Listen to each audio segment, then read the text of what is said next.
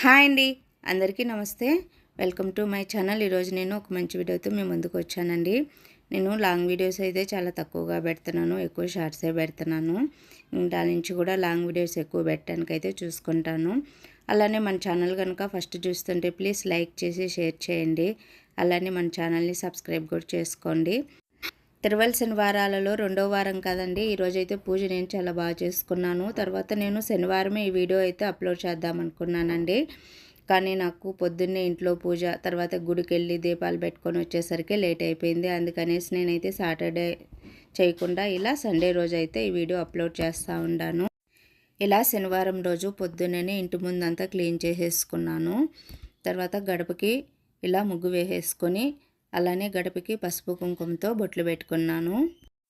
తర్వాత ఇంటి ముందైతే ఇలా ముగ్గు వేసేసుకొని పక్కనే అలానే రాగి చెంబుతో కూడా నేను నీళ్లు పెట్టి పూలు వేసి పెట్టుకుంటాను కదండి. అలానే రాగి చెంబులో కూడా నిండుకు నీళ్లు పోసి ఇలా స్వస్తికి గుర్తేసి ఈశాన్యంలో అయితే రాగి చెంబు పెట్టుకొని ఇలా గడపకంతా పూలతో ఇలా అలంకరించాను. ముగ్గు కూడా ఇలా ఈరోజైతే చిన్న ముగ్గే వేశానండి, ఎందుకంటే రోజు సాయంకాలం వర్షం పడుతూ ఉంది. అందుకనేసి చిన్న ముగ్గుతో అయితే ఈరోజు కంప్లీట్ చేశాను.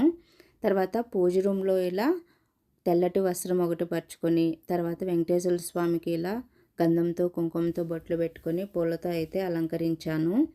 ఈరోజైతే నేను వెంకటేశ్వర స్వామిని ఇలా శంకుచక్ర నామం దీపంలో ఉండేటట్టు పెట్టుకోవాలనేసి అయితే ఇక్కడ కొన్ని రోజా పెటల్స్తో అయితే చిన్న అలంకరణ అయితే చేశానండి. మామూలుగా నేను ఈ దీపంలో పెట్టుండే వీడియోలు అయితే నేను చాలా పెట్టుండానండి.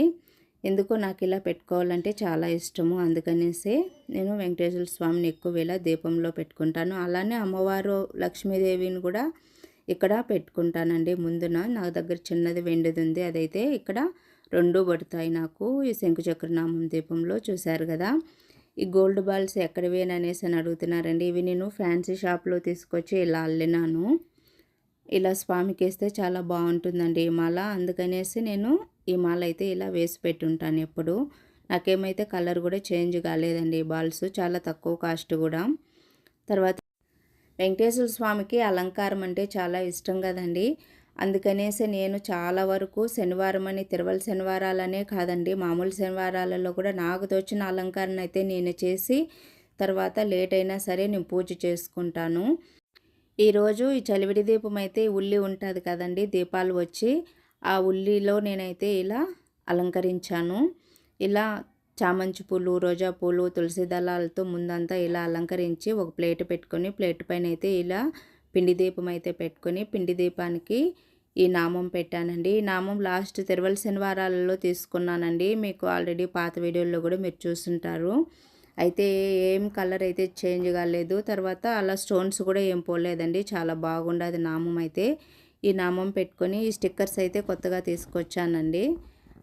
అవి కూడా బాగున్నాయి.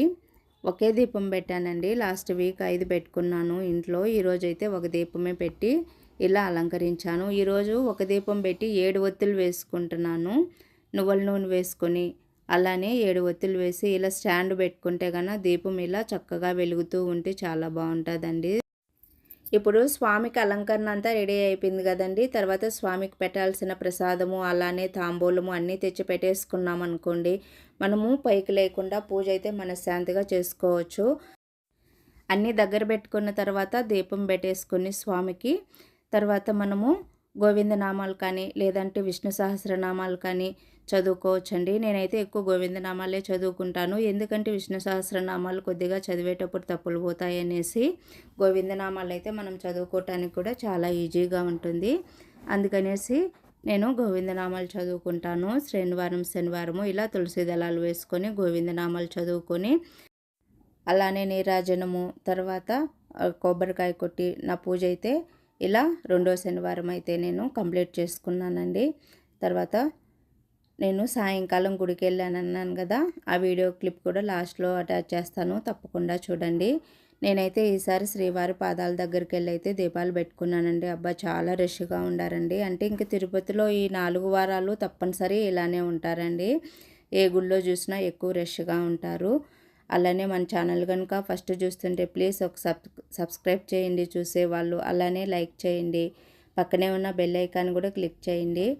నెక్స్ట్ ఒక మంచి వీడియోతో మళ్ళీ కలుద్దామండి. ఓకే, బాయ్ అండి. లాస్ట్ ఈ వీడియో అయితే చూడండి.